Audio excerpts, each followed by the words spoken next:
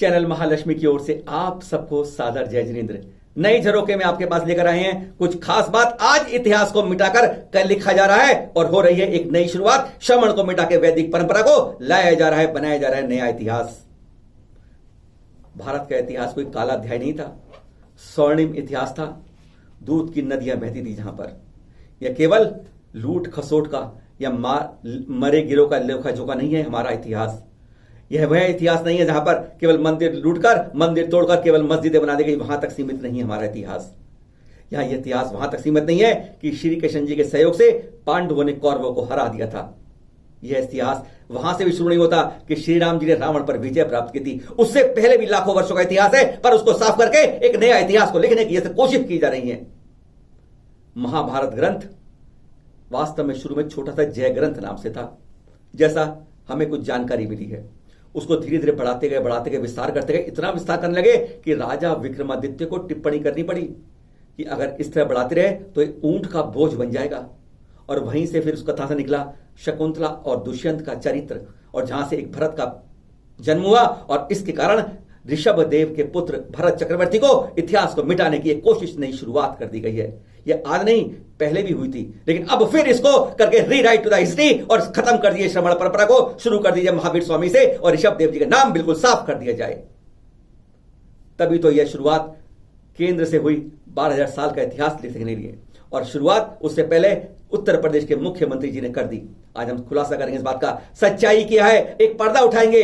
आज हम आपको सारे जो आंकड़े देंगे, दस्तावेज देंगे, कोई श्रमण परंपरा का नहीं देंगे, क्योंकि अपने घर में हर कोई शेर होता है। हम तो केवल वैदिक परंपरा के इतिहास के आंकड़े देंगे कि कहां कहां पर लिखा है कि भारतवर्ष का नाम चक्रवर्ती भरत पर पड़ा है। और आप में से हम चुनौती देते हैं, एक ग्रंथ श्रमण परंपरा दिखा दें जिसमें लिखा गया है कि शकुंतला दुष्यंत का पुत्र भरत के नाम पर भारतवर्ष का नाम पड़ा। पुनः शुरू हो गया। इसी तरह 2013 की सीरीज में संभवतः सितंबर अक्टूबर में अमिताभ बच्चन जी ने इसी तरह हॉट सीट पर बैठे एक प्रतियोगी से यही प्रश्न पूछा था। प्रश्न का जवाब भी आज तक जो जवाब दिया गया उसको तब तो सही कर लिया गया, पर उसको बदलने की आज पुनः कोशिश की जा रही है। 12,000 सालों के पुनर्अध्ययन शुरू हो गया है, तो बहुत कुछ पलटा जाएगा, मिटाया जाएगा, नया लिखा जाएगा। सही अध्ययन हो तो स्वागत है, पर अपने को दिखाने के लिए दूसरों को मिटाया जाए तो विरोध भी होगा, सख्त विरोध भी होगा। हाँ, तो यही सवाल पूछा गया कि भारतवर्ष का नाम किसके नाम पर पड़ा। उसमें 4 विकल्प दिए गए, जिनमें दशरथ पुत्र, दुष्यंत पुत्र और ऋषभ देव पुत्र। तब दुष्यंत पुत्र भरत के नाम को सही माना और पुरस्कार दिया गया। उसके बाद इतिहास को खंगालकर 100 से ज़्यादा पेजों का एक पत्र श्री अमिताभ जी को आचार्य श्री विद्यानंद जी के निर्देश पर डॉक्टर वीर सागर जैन जी ने कुंद कुंद भारती से भेजा। उसका अध्ययन होगा, इसकी उम्मीद नहीं थी, क्योंकि जैन संस्कृति, धरोहर समाज को दबाने की कोशिशें तो 8वीं 9वीं सदी से ही भिन्न भिन्न रूप में शुरू हो चुकी थी, इसलिए भूल गए।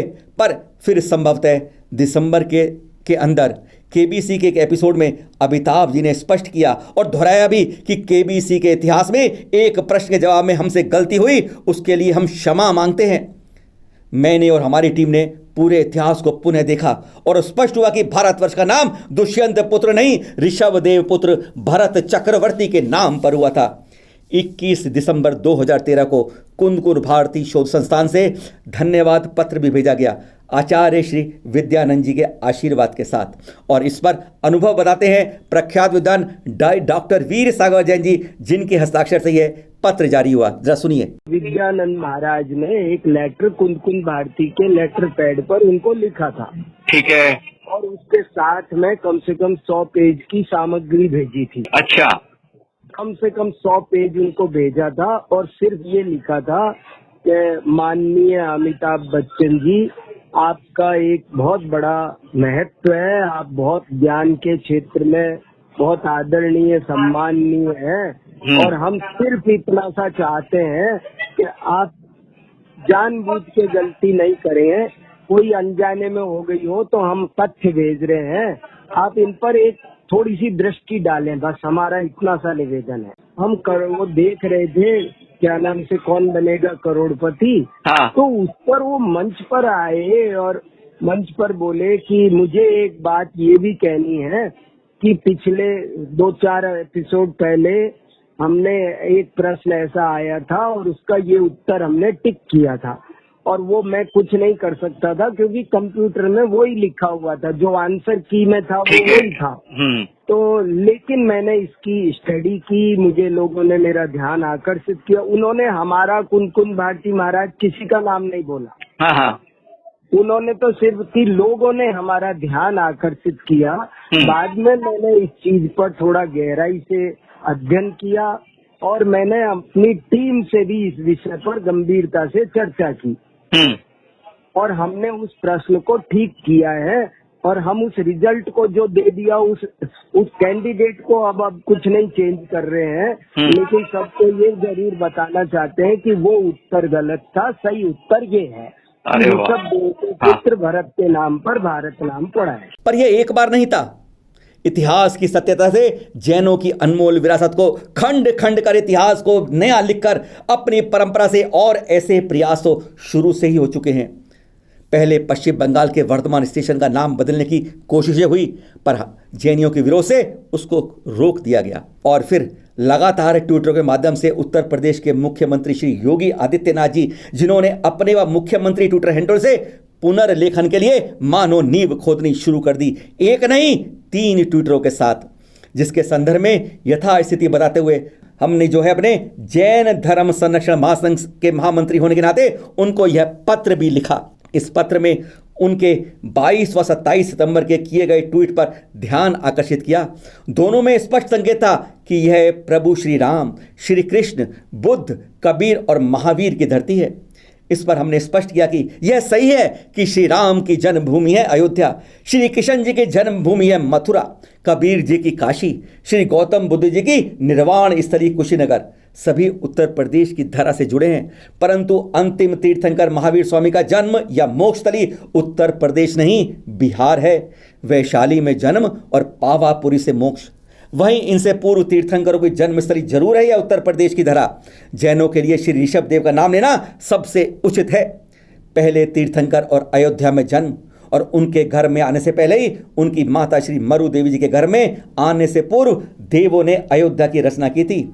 आज वही श्री राम जी की जन्मभूमि के रूप में आज जानी जा रही है और उन्हीं ऋषभ देव जी के पुत्र भरत को भी इसी अयोध्या में जन्म हुआ था। उत्तर प्रदेश से जैनों का जुड़ाव खोलते हुए हमने आगे लिखा कि आप भी अनभिज्ञ नहीं होंगे कि अयोध्या में जैन तीर्थंकरों में श्री ऋषभ देव जी के साथ श्री अजितनाथ जी, श्री अभिनंदन नाथ जी, श्री सुमतिनाथ जी, श्री अनंतनाथ जी, वाराणसी में श्री सुपाशनाथ जी और पारस प्रभु, सारनाथ यानी सिंहपुरी में श्री श्रेयांसनाथ जी, श्री चंद्रपुरी में श्री चंद्र प्रभु जी, रत्नपुरी में श्री धर्मनाथ जी, श्रावस्ती में श्री संभवनाथ जी, कौशाम्बी में श्री प्रदम प्रभु जी, कंपिला में श्री विमलनाथ जी, हसनापुर में श्री शांतिनाथ जी, कुंतुनाथ जी और हरेनाथ जी और शौरीपुर में श्री नेमिनाथ जी, यानी 24 में से 17 जैन तीर्थंकरों की प्रमाणित जन्मस्थली है ये और इनके 67 कल्याणक इसी धरा पर हुए हैं।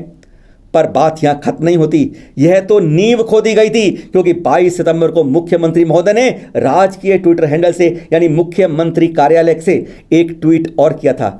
जिस शकुंतला भरत के नाम पर भारत पड़ा उसी हसनापुर में आसपास का क्षेत्र है यहां, यानी उन्होंने इतिहास को यूं लिखा कि शकुंतला पुत्र के नाम पर भारत पड़ा और हस्तिनापुर की पहचान उनके आसपास के क्षेत्र से हुई। इस पर हमने उनका ध्यान आकर्षित करते हुए पत्र में लिखा कि इतिहास पर नजर डालें तो शकुंतला पुत्र से कहीं पहले तीर्थंकर श्री ऋषभ देव जी के ज्येष्ठ पुत्र भारत के नाम पर भारतवर्ष का नाम पड़ा था। इस पत्र में हमने स्पष्ट लिखा कि अपनी अपनी संप्रदाय के लोग तो खूब प्रमाण दे सकते हैं, अन्य भी उल्लेख हो तब प्रमाणित माना जाता है। पत्र के साथ जैन यानी श्रमण परंपरा के आधा दर्जन उल्लेख के साथ हमने 1 दर्जन प्रमाण वैदिक परंपरा के भी लगाए, जिससे स्पष्ट होता है कि भारतवर्ष का नाम प्रथम तीर्थंकर श्री ऋषभ देव जी के अयोध्या में ही जन्मे ज्येष्ठ पुत्र भरत चक्रवर्ती के नाम पर पड़ा, जिनके छोटे भाई भगवान राहुल की विश्व के महानतम आश्चर्यों में गिनी जाने वाली 57 फुट की ऊंची उत्तंग प्रतिमा आज भी श्रवण बेलगोला में 1000 वर्षों बाद भी आज भी जैसे पूरे विश्व को यही संदेश दे रही है, हाँ मेरे ज्येष्ठ भ्राता भरत चक्रवर्ती, और उन्हीं के नाम पर इस देश का नाम भारतवर्ष पड़ा। अब शर्म परंपरा नहीं वैदिक परंपरा के कुछ संदर्भ आपको भी दिखाते हैं जिससे यह बात प्रमाणित हो कि जैन ग्रंथ नहीं हमारे साथ हिंदू ग्रंथ भी इस बात की पूरी पुष्टि करते हैं। शुरुआत अग्नि पुराण से जो आप देख रहे हैं श्लोक, इसका अर्थ है कि उस हिमवत प्रदेश में जरा और मृत्यु का भय नहीं था, धर्म और अधर्म भी नहीं था, समभाव था। वहां नाभिराज की पत्नी मरुदेवी से ऋषभ का जन्म हुआ, ऋषभ से भरत हुए, ऋषभ ने भरत को राज्य श्री प्रदान कर संन्यास ले लिया। तब भरत से ही इस देश का नाम भारतवर्ष पड़ा। अब श्रीमद् भागवत गीता के अनुसार देख लीजिए, अजनाभ वर्ष आगे चलकर भारतवर्ष से अभिभूत हुआ। श्रेष्ठ गुणों से आश्रयभूत महायोगी भरत अपने 100 भाइयों में श्रेष्ठ थे। उन्हीं के नाम पर इस देश को भारतवर्ष कहते हैं। यानी दोनों से स्पष्ट, पहले नाम अलग अलग पर भरत का नाम और परिचय भी ऋषभ देव पुत्र के रूप में। फिर चौथे वैदिक ग्रंथ जो है मार्कंडेय पुराण के अनुसार ऋषभ से भरत का जन्म हुआ, जो अपने 100 भाइयों में अग्रज थे। उनका राज्याभिषेक कर ऋषभ जी ने महाप्रवज्ञा ग्रहण की, भरत को हिमवत नाम प्रदेश का शासन दिया और उन्हीं के नाम पर से देश का नाम भारतवर्ष पड़ा। पत्र के माध्यम से ये 4 नहीं 11 प्रमाण लगाए थे हमने। ब्रह्मांड पुराण में अनुसार मार्कंडेय पुराण की बात हूबहू दोहरा दी गई संस्कृत के एक अलग श्लोक में। वहीं वायु पुराण में तो ब्रह्मांड पुराण वाला ही श्लोक पूरी तरह लिखा हुआ है और वही प्रमाण भी ऋषभ पुत्र भरत के नाम पर पड़ा भारतवर्ष का नाम। छठे वैदिक ग्रंथ नारद पुराण में भी स्पष्ट लिखा कि मुनियों में श्रेष्ठ भरत राजा थे और पुत्र थे ऋषभ देव जी के, उन्हीं के नाम से यह भारतवर्ष कहा जाता है। सातवें ग्रंथ के रूप में शिव पुराण में यह गाथा, नाभि के पुत्र ऋषभ और ऋषभ के पुत्र भरत हुए, उन्हीं भरत के नाम पर इस वर्ष यानी देश का भारतवर्ष कहा जाता है। आठवें ग्रंथ वराह पुराण में भी तीनों पीढ़ी का स्पष्ट उल्लेख किया गया है। कूर्म पुराण में भी कुछ अलग नहीं, उन्हें पृथ्वीपति कहकर भरत पर ही भारतवर्ष के नाम की बात लिखी है। 10वें ग्रंथ विष्णु पुराण में नाभि मरुदेवी पुत्र ऋषभ देव के ज्येष्ठ पुत्र भरत का स्पष्ट उल्लेख किया है। सूर सागर में भी इन तीनों पीढ़ियों का उल्लेख कर स्पष्ट किया है कि वैदिक ग्रंथ भी जैनों की शुरुआत ऋषभ देव से शुरू हुई और उनकी प्राचीनता किसी से छुपी नहीं है और उन्हीं के पुत्र भरत के नाम पर भारत का नाम पड़ा। इन सब संदर्भ को हमने पत्र के साथ संलग्न करके भेजा है। ऋषभ परंपरा में तो अनेक ग्रंथों का उल्लेख है। हमारी श्रमण परंपरा के अंदर आदि पुराण, भरतेश वैभव, धर्मामृत, उत्तर पुराण, महापुराण, पुरुदेव चंपू, वसुदेव हिंदी, जम्बू पवणी, जैन पद संग्रह आदि बहुतों में है। अब हस्तिनापुर को भी उन्होंने जोड़ दिया शकुंतला दुष्यंत पुत्र भरत से, यानी हस्तिनापुर की पहचान होती है, पर हकीकत में यह पहचान है प्रथम तीर्थंकर ऋषभ देव जी को हस्तिनापुर नरेश द्वारा दिए गए इक्षुरस आहार से, यानी दीक्षा के 1 वर्ष बाद उन्हें यह पहला आहार मिला था और वो दिन तब से आज तक अक्षय तृतीया के रूप में पूरे विश्व में आज भी मनाया जाता है। आज भी इसी पश्चिमी उत्तर प्रदेश में इक्षु यानी गन्ने का उत्पादन बहुतायत में होता है। यह वही दरा है जहां पर श्री शांतिनाथ जी, श्री कुंतीनाथ जी, अरयनाथ जी के 4 कल्याणक हुए, गर्भ, जन्म और तप।